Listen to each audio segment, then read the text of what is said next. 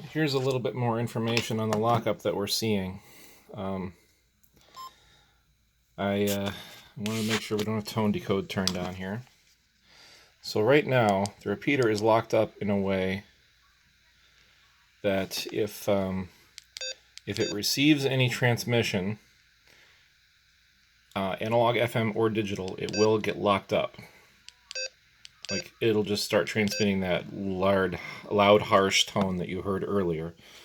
One thing I want to try, though, is I've got PL disabled on this FM only radio, and I'm going to transmit for a second and see if any incoming receiver locks it up, or if it needs the PL tone for access. So there's no PL on what I'm about to transmit. Okay. So this tells me that any incoming signal to the repeater locks it up like this.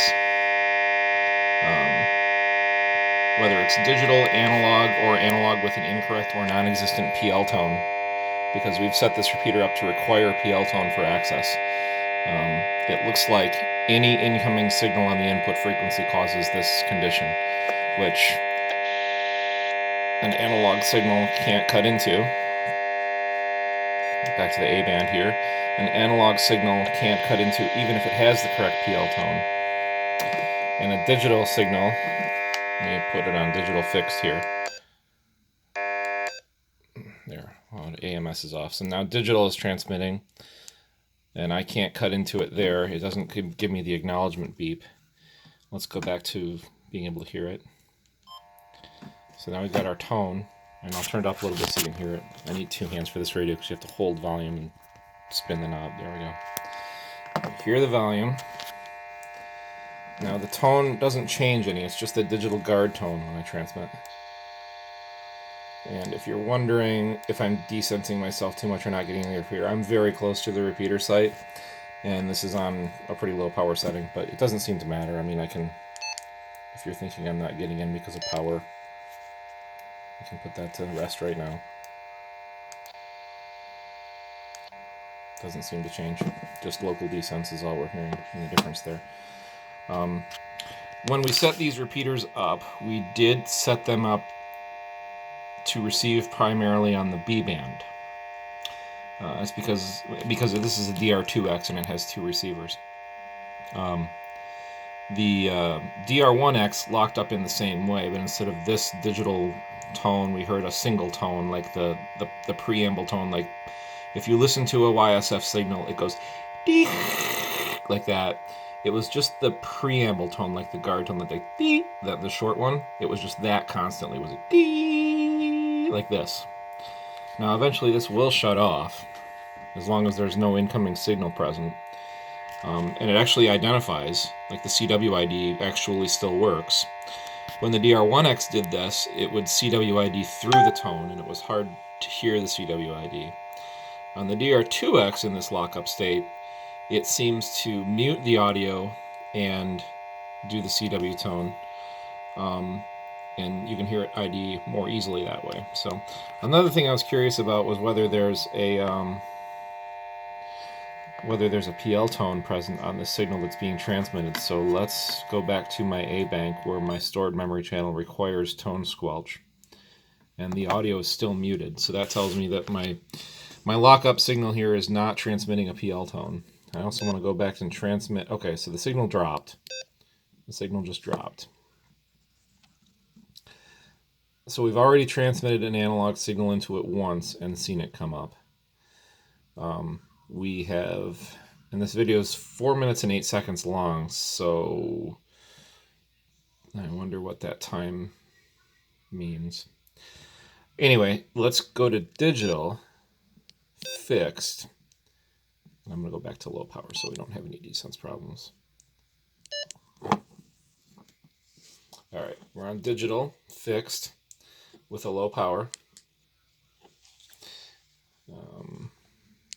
Get out of here. All right, digital, fixed, low power. I'm going to transmit and see what we hear on the analog side, except I want to be on the side that doesn't have the tone so we can hear any interesting artifacts in the audio. And I screwed up that because my radio is set to beacon APRS on the B band, which as soon as I switched to the B band, it had gotten a GPS lock and it transmitted its APRS beacon. If you know anything about the VX8, you will realize that if I set up APRS on it, it would be dumb of me to include a PL tone with APRS because it would conflict with the digital signal. Also, the B band, when it's set for modem mode, and you can tell that by the A12 being on the display, that it's not capable of sending a PL tone on transmit. So when I switched to the B band there and my radio beaconed, it sent an APRS packet to the repeater on low power. And of course there's no PL tone. It's not Yaesu system fusion. And it still was enough to trigger the repeater to enter its lockup state. So, okay, not the experiment I wanted to do, but valuable nonetheless. I'm gonna shut off my beacon here. Oops, if I remember how. Is it that one? Nope. There we go. So those are the two stages for beacon for a radio. The circle and the circle with the dot mean different things, but as long as they're not on the display in that upper left-hand corner, that means I'm not going to beacon APRS. So let's go back to my main screen here. And I think we were somewhere into the 5-minute mark when I beaconed and accidentally threw it into this mode. So just to verify, the experiment that we're going to try next is I'm going to listen to the output of the repeater on this radio, which isn't decoding a PL tone, so it should pass anything that it hears. This radio is not in AMS mode, it is in digital only. So once the repeater drops here, I'm going to transmit with it, and we should hear something other than this whatever it is tone. It sounds like a pulsed tone, a high frequency square wave. I don't know. What I'm gonna do after I record this video is take some of the audio and run it into an FFT analyzer and see what this signal actually is, whether it's a single tone that's broken or a combination of two.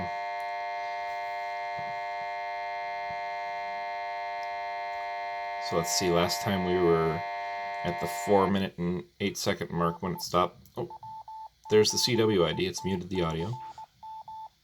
And it's done. I don't know if you heard it when it dropped out right then, but it sounded like when the carrier dropped, there was a split second of audio of that harsh tone that we were just hearing.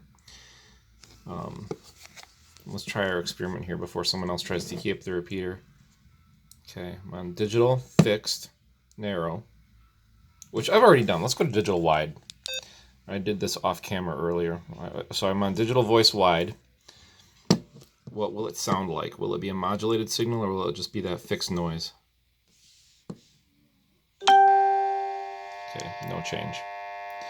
The fact that I heard this noise for a split second, if you rewind the video, you'll hear it. Right before the squelch dropped, I heard this noise after the muted audio. After the audio was muted, the CWID happened, and right before the carrier dropped, I heard a split second of this audio. That says to me that something is screwed up in the DR-2X, and it's transmitting this signal constantly to the output of the transmitter. Or maybe it's stuck in digital mode and not getting digital data, and this is the default transmission that radio codec chip puts out when it's stuck in digital mode and isn't getting any information to transmit, and it sounds like it differs from that of the DR-1X in that regard. But it's switching to analog enough to ID, unless that's built into the digital codec somehow, and the modem somehow. I'm going to have to go look at the technical manual and figure out how it does that. Except I can't because, oh, that's right, Yaesu didn't release the technical supplement to the DR-2X, only the DR-1X, and I can look at that and hope that it's similar. Thanks, Yaesu. Anyway, I'm 98% sure that if I tell someone to go up to the site and unplug this repeater from both AC and DC and plug it back in, it'll work fine again, which is exactly what our DR-1X did in this state. But at this point, I don't think there's much I can do.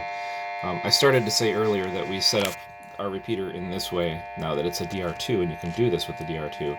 You can set one receiver to be primary and one receiver to be secondary, and they both repeat as separate processes apparently because it identifies it both on both cycles to repeat through the same output frequency. So the primary for our repeater now as a DR2X is the B receiver is actually receiving on 14626, which is the primary input. The primary receiver is actually set to a UHF frequency that I won't disclose, and as another DCS code that I won't disclose. And the reason for that is the DR2X gives you programmable codes so that you can reset it. And I've changed those from default as well.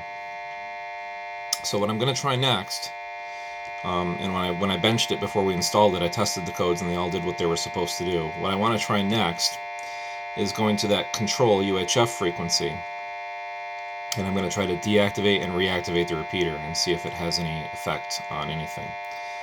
My assumption is that when I key up on that frequency and the A receiver receives, it's just going to do this same thing. Let's listen. I don't know if you heard that split second of audio. I'll go pick it apart with Audacity later. But my assumption is that when I transmit on that UHF frequency, that it's our control frequency, regardless of whether I use a PL or CTC or DCS tone or not, it'll trigger the repeater that it's been received, it'll trigger the transmitter and in this weird state that it's in and repeat that noise instead of anything intelligible. I need to go look at the command codes and see if there's a reboot function or if it's just a disable and enable. I'm hoping there's a reboot function because it sounds like some digital portion of the controller is just foobar and needs a reset. I think if I disable it and enable it, it'll just turn off the transmitter and then turn on the transmitter again. At least I would hope that it would do that. So for my next video, I'm going to dig up that information and see what happens. But anyway, if you have any suggestions on what I should try next, let me know. It'll take me a little bit to set that up because I want to program a frequency in a radio such that it's a named channel and not visible for the frequency, just to keep that kind of private. Because I don't want to have to change it again once it's public knowledge. Even though if you were sleuthy enough and opportunistic enough, you could probably figure it out, but whatever. That's how we roll, at least until we have a more advanced controller hook up to it. But I tell you what, shenanigans like this don't make me want to get excited about trying to modify a system that doesn't work well stock. Anyway, there you go. That's my experiment so far. Now I'll just have to send an email to our 170 club members to please don't key up the repeater because it'll just be 5 minutes of noise.